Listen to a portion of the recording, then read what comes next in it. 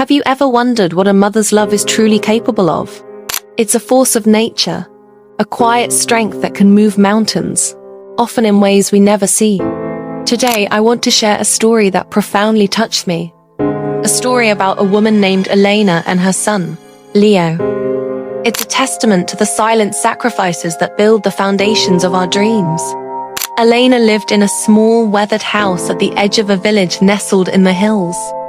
Life was simple, and resources were scarce. Her greatest treasure, her entire world, was her son, Leo. From the moment he was born, she saw a spark in his eyes, a brilliant curiosity, a hunger for knowledge that the small village school couldn't possibly satisfy.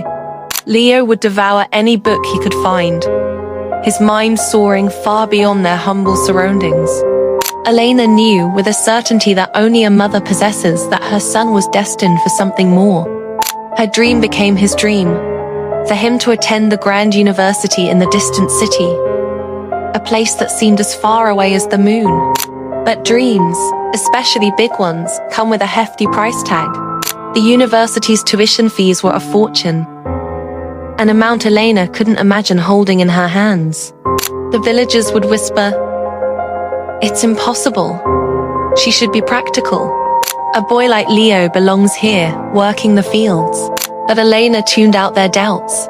She saw only the light in her son's eyes, and that was all the motivation she needed. So she began to work. And I mean, she truly worked. Her days, which were already long, stretched into the twilight hours.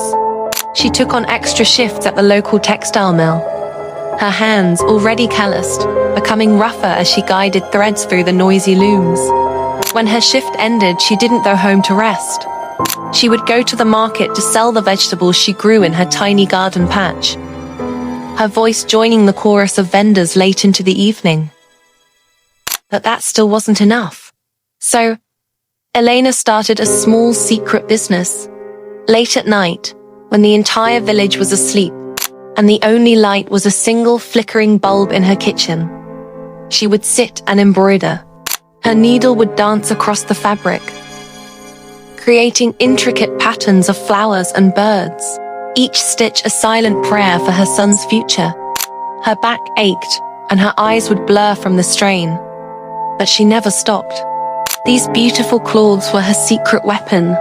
She would sell them to a merchant who passed through town once a month, and every coin she earned was carefully wrapped in a cloth and hidden away in an old tin box.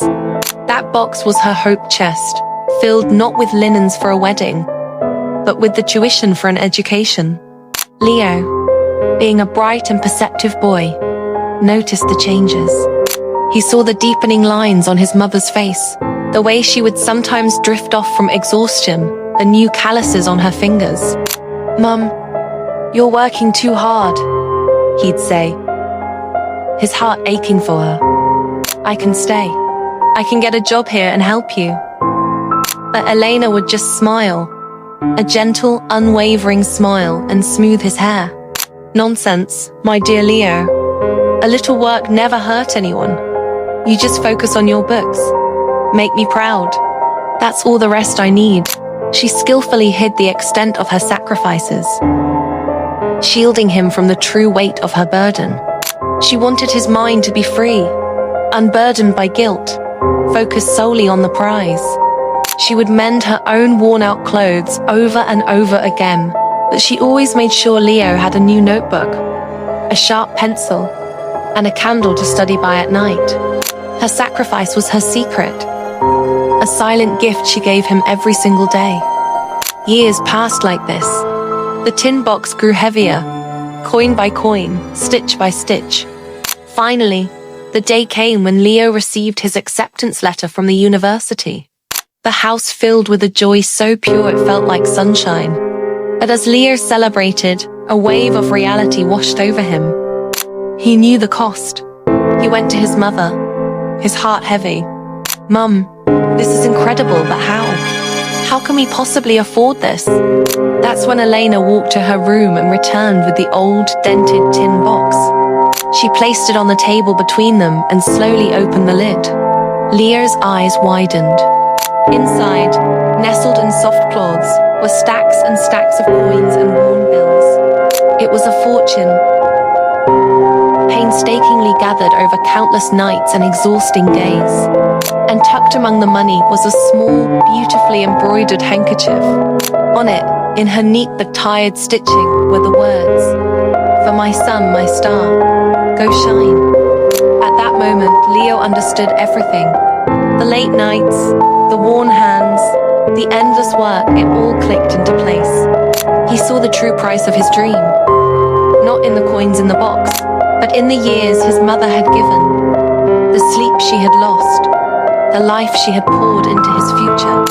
Tears streamed down his face as he hugged her. The small, strong woman who was his giant. He wasn't just holding his mother. He was holding a lifetime of love and sacrifice. Leo went to the university. He studied with a ferocity he never knew he had.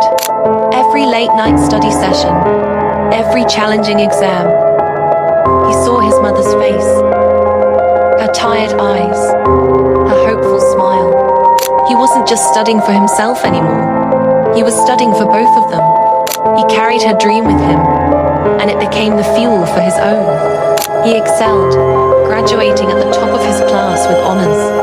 The day he returned to the village, he was no longer just Leo, the boy from the hills. He was an engineer. He didn't come back in a fancy car or wearing expensive clothes. He came back with a plan.